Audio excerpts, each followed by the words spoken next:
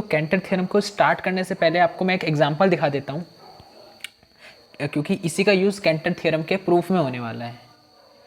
तो देखो, सबसे पहले आप ये देखो कि मैंने एक सेट ए कंस्ट्रक्ट करा जिसके अंदर 3 एलिमेंट्स लिए ए बी सी। फिर मैंने इसी सेट का पावर सेट बनाया। पावर सेट के अंदर हमें इसके सारे सबसेट्स लिखने हैं। तो इस ए सेट के सबसेट्स यही होंगे, सिंगलटन ए, सिंगलटन बी, सिंगलटन सी, फिर A B, A C, B C और फाई। टोटल 3 एलिमेंट्स थे यहाँ पे। तो टोटल कितने एलिमेंट्स आए पावर सेट के अंदर? 8 एलिमेंट्स आए। अब आप देखो मैं यहाँ पे क्या बताना चाह रहा हूँ कि अब मैंने इस ए सेट को यहाँ पर मेंशन कर दिया और इसके पावर सेट को मैंने ये इस वाले सेट के अंदर लिख दिया। अब अगर मैं इस ए सेट से इसके पावर सेट के अंदर, ये सेट ए, ये सेट है पावर सेट ऑफ ए, अगर मैं यहाँ से एक फंक्शन f बनाना चाहूँ तो फंक्शन तो बन जाएगा, नो डाउट फंक्शन बन जाएगा कि हर एलिमेंट को आप किसी ना किसी मैप कर दो। सपोज मैंने ए को इससे मैप कर दिया, बी को इससे मैप कर दिया, सी को इससे मैप कर दिया, नो डाउट फंक्शन बन गया। पर बात कहने की ये है कि आप कभी भी ऑन टू फंक्शन नहीं बना पाओगे। इस ए सेट से पावर सेट ऑफ ए में कभी भी आप कैसा फंक्शन नहीं बना पाओगे? ऑन टू फंक्शन कभी भी नहीं बना पाओगे। अब जब ये सेट फाइनाइट होते हैं ना, ए और बी, जब ए सेट फाइनाइट होता है तो पावर सेट वाला जो सेट बनता है वो भी फाइनाइट ही होता है। तो उस दौरान हमें इतनी दिक्कत नहीं होती है पता लगाने में कि फंक्शन ऑन टू बनेगा या नहीं बनेगा। साफ साफ दिख रहा है नहीं बनेगा, क्योंकि पावर सेट के अंदर ज़्यादा नंबर ऑफ़ एलिमेंट्स हैं। तो अगर इस सेट के अंदर ज़्यादा एलिमेंट्स होंगे तो कुछ ना कुछ एलिमेंट्स छूट जाएंगे जो मैप नहीं हो पाएंगे, फंक्शन ऑन टू नहीं रहेगा। पर ये हम फाइनाइट तक सीमित थे। पर क्योंकि हमने ये भी पढ़ लिया कि इनफाइनाइट सेट जैसी चीज़ें भी होती हैं, तो इनफाइनाइट सेट्स के अंदर हम कैसे क्लेम करें, कैसे बता पाएँ कि किसी सेट से उसके पावर सेट्स में ऑन टू फंक्शन नहीं बन पाएगा। फाइनाइट में तो ऑब्वियस दिख रहा है, पर इनफाइनाइट का हम कुछ बोल नहीं सकते। तो उसी के लिए कैंटर साहब आए और उन्होंने अपनी थ्योरम दी। तो पहले मैंने यहाँ पे एक चीज़ बता दी आपको, यहाँ देख लो कि अगर ए सेट के अंदर n एलिमेंट्स होते हैं तो उसके पावर सेट के अंदर 2n एलिमेंट्स होते हैं।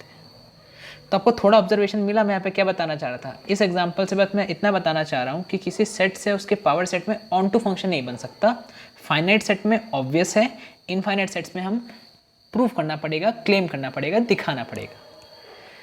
मोर इम्पॉर्टेंटली आपको मैं कुछ ऑब्जर्वेशन यहीं से दिखाना चाह रहा हूँ कि अगर आप ए सेट के अंदर का कोई भी एलिमेंट लेते हो, सपोज आपने 3 एलिमेंट्स हैं ए, बी और सी, इन तीनों में से आप कोई भी एलिमेंट लो, वो एलिमेंट राइट साइड वाले में जो जिनसे मैप हो रहे हैं, क्या क्या प्रोबेबिलिटी हो सकती है? 2 प्रोबेबिलिटी हो सकती है। या तो ये एलिमेंट आपको जो जिस एलिमेंट से मैप हो रहा है उस सेट के अंदर ये एलिमेंट होगा या ये एलिमेंट नहीं होगा। देखो यहाँ पे जैसे फर्स्ट वाले में ए को मैंने बी से मैप करा, तो ए जो है वो बी से बिलोंग नहीं कर रहा है, बी जो है वो ए बी से बिलोंग कर रहा है, क्योंकि बी के अंदर मतलब बी जो है वो इस ए और बी सेट के अंदर आ रहा है। सी को मैंने मैप करा है ए बी सी से, तो सी जो है वो ए बी सी के अंदर आ रहा है, तो सी ए बी सी से बिलोंग कर रहा है। तो मतलब 2 ही कहने की चीज़ें हैं कि कोई भी एलिमेंट उठाओगे या तो वो उस सेट से बिलोंग करेगा या नहीं करेगा। तो यहाँ भी देख लो ऑब्जर्वेशन में कि ए जो एलिमेंट मैंने यहाँ से पिकअप करा वो सिंगलटन ए से बिलोंग कर रहा है फर्स्ट वाले से, ठीक है।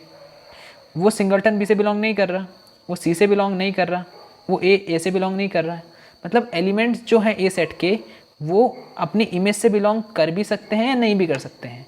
ए जो है वो बी से बिलोंग नहीं कर रहा है, यहाँ पे बी कर रहा है, सी भी कर रहा है। तो या तो करेंगे या नहीं करेंगे, 2 चीज़ें हो सकती हैं। एलिमेंट्स अपनी इमेज से बिलोंग कर भी सकते हैं, नहीं भी कर सकते हैं। यहाँ पे आप देख लो ए से बिलोंग कर रहा है, ए बी से बिलोंग नहीं कर रहा है। ये सब चीज़ें हमें ध्यान में रखते हुए आगे बढ़ते हैं।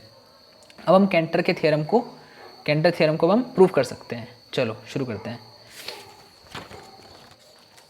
तो देखो कैंटर थ्योरम क्या बोलती है, पहले मैंने उसको डिफाइन करके यहाँ पे लिख दिया। तो कैंटर थ्योरम का ये कहना है, there is no onto function from a set A to its power set.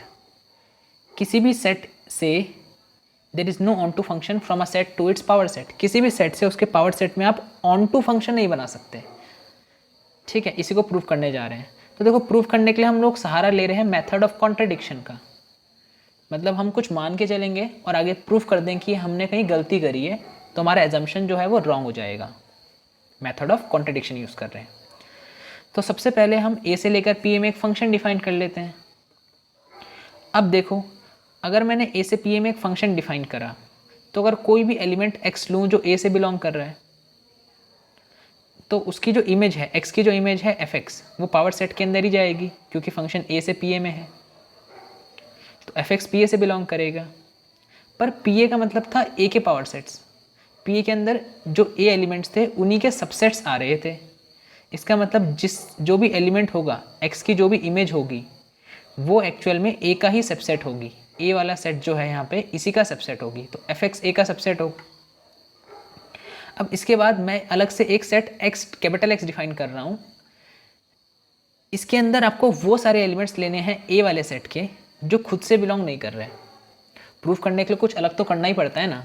तो यहाँ पे हमने एक कैपिटल एक्स सेट कंस्ट्रक्ट करा अपने आप से, जिसके अंदर हमने उन एलिमेंट्स को पकड़ा जो अपनी इमेज से बिलोंग नहीं कर रहे हैं।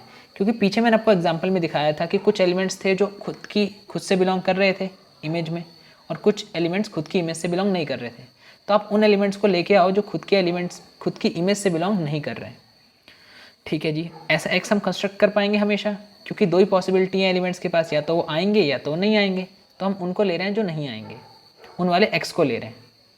अच्छा जी, अब ये जो एक्स सेट है ये भी एक सेट ही होगा और ये ए का सबसेट होगा। एक्स जो है वो ए का यहाँ पे सबसेट होने वाला है। क्यों होने वाला है भाई? क्योंकि इस एक्स सेट के अंदर ए सेट के ही एलिमेंट्स हैं। तो अगर ए सेट के ही एलिमेंट्स हैं तो वो डेफिनेटली ए का तो सबसेट बनेगा ही बनेगा, क्योंकि जिस सेट के अंदर ए सेट के ही एलिमेंट्स होते हैं वो ए सेट का तो सबसेट बन ही जाता है।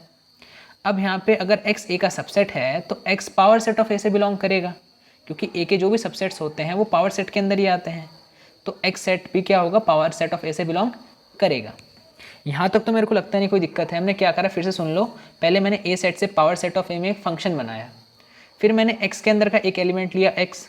अगर वो ए सेट में है तो उसकी इमेज पावर सेट में आएगी, पर क्योंकि इमेज जो है वो ए के ही सबसेट्स हैं तो वो इमेज जो होगी वो ए का ही सबसेट होगी।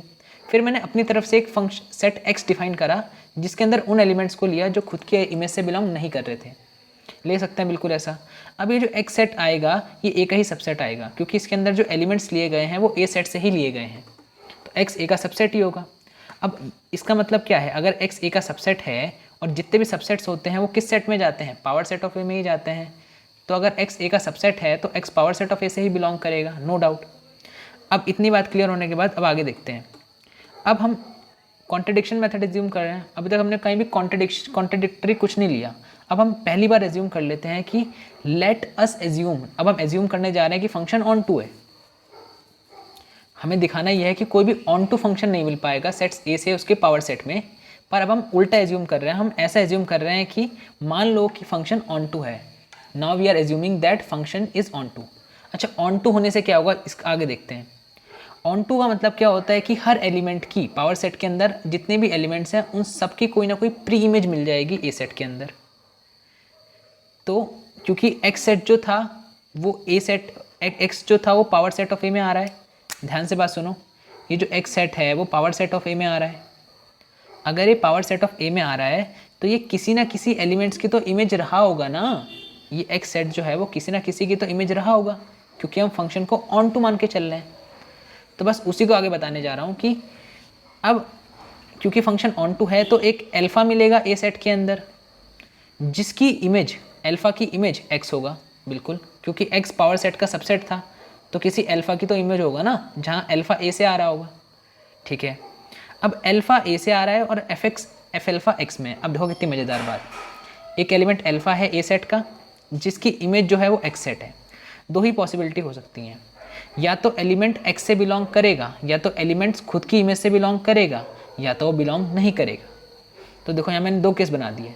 पहला केस, या ये अल्फ़ा जो है वो एक्स से बिलोंग करेगा या वो अल्फ़ा एक्स से बिलोंग नहीं करेगा, क्योंकि अल्फ़ा ए का एलिमेंट है, एक्स जो है वो ए के ही सबसेट्स हैं।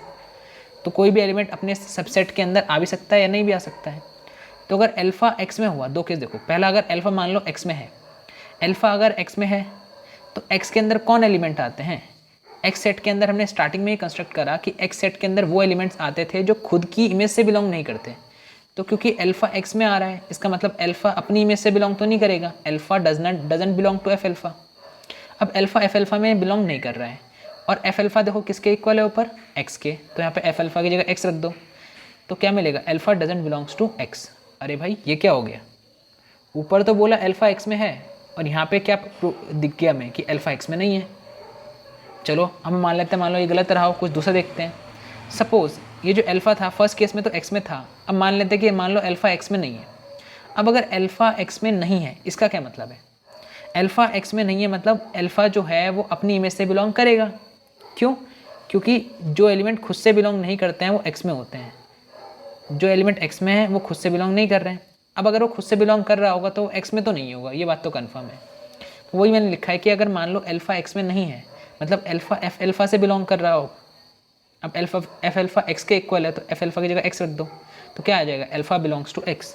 यहाँ बोल रहे हैं कि अल्फ़ा एक्स में है, यहाँ बोल रहे हैं अल्फ़ा एक्स में नहीं है, मतलब यहाँ बोल रहे हैं नहीं है अल्फ़ा एक्स में, यहाँ बोल रहे हैं अल्फ़ा एक्स में है। ये भी कॉन्ट्रडिक्शन, यहाँ तुम बोल रहे हो नहीं है डजेंट बिलोंग, और यहाँ बोल रहे हो बिलोंग, यहाँ बोल रहे हो बिलोंग, यहाँ बोल रहे हो डजेंट बिलोंग। भाई कहना क्या चाहते हो, है या नहीं है? तो बस यही हमारे पास यहाँ पे क्या मिल गया, कॉन्ट्रडिक्शन मिल गया। मतलब हमने जो माना था ये कॉन्ट्रडिक्शन कब आया, इस अल्फ़ा के चक्कर में। और ये अल्फ़ा कब आया, अल्फ़ा का एग्जिस्टेंस तब क्लेम हुआ जब हमने ये माना कि फंक्शन जो है वो ऑन टू है। लिखा था ना फंक्शन ऑन टू है, तभी तो एक अल्फ़ा मिला हमें, जो किसी एक्स की इमेज होगा, मतलब इस अल्फ़ा की इमेज वो एक्स होगा। इसका मतलब हमारा मानना कि फंक्शन ऑन टू है ये गलत है, हमारा एजम्पशन गलत हो गया। इसका मतलब फंक्शन, हमारा एजम्पशन गलत है, फंक्शन ऑन टू नहीं होगा। तो बस यही कैंटर थ्योरम का प्रूफ है। यहाँ पे लिखेंगे आर एजम्पशन इज़ रॉन्ग, लिख देना आर एजम्पशन इज़ रॉन्ग, हमारा एजम्पशन गलत है, इस वजह से फंक्शन ऑन टू नहीं होगा। तो काफ़ी इंपॉर्टेंट थ्योरम कैंटर थ्योरम हमने डिस्कस कर ली है। कैंटर थ्योरम ये बोलती थी कि किसी भी सेट से उसके पावर सेट में आप ऑन टू फंक्शन नहीं बना सकते हो, ठीक है, किसी भी सेट से उसके पावर सेट में आप ऑन टू फंक्शन तो नहीं बना सकते हो। अब आप देखना इसके आगे कैंटर थ्योरम के क्या क्या रिजल्ट है, क्या क्या कॉन्सिक्वेंस है, मज़ा आएगा देख के, ठीक है। चलो, ये आपके सामने है जॉर्ज कैंटर साहब। मिलते हैं किसी और वीडियो में, तब तक के लिए बाय।